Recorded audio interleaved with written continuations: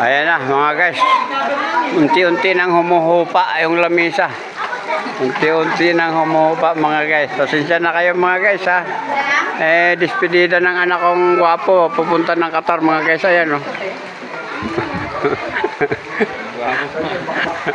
Ayan yung alalay ko oh. Kanina pa ikaw sa misa dyan ah. Ano ba ginagawa mo dyan? Ay, naghihiwa na. Akala ko kumakain pa eh. Naghihiwa pa pala yung ano ko, driver ko oh. Hindi nga, daanan namin sila doon nakaupo eh. Sama asawa niya. Tuwang-tuwa na ako kasi hindi ko pinaangkasi atin nyo. Kasi nga eh, nabibigatan ako, sakit ng sikmura ko. Uy, nakaabang pala ito doon. Ayaw mo sa mga Hindi naman yan, sa matulak. Ang kulit talaga eh. Alam na ikaw yung ulo niyan eh.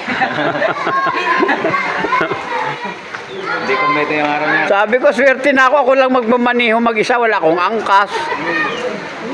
Sino yung lakas mo? Hindi, wala na. Yan sana eh. Siyempre, sumakit yung sikmura ko. Nandun nga ako sa barbershop.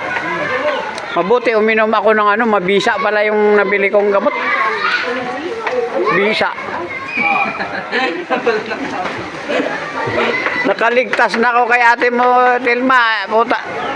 Dito naman, nakaabang doon sa... mas malaki pa pa rin nakaabang. Kalabaw yung nakaabang. Pasensya na kayo mga guys ha. Nagkakatuwaan lang kami. Ha? Follow and share lang ha mga guys kung sino natuwa sa sinasabi ko. Ay yung anak ko kanina pa yan oh.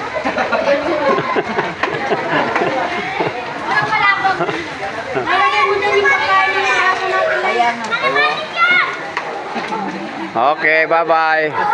Bye-bye na.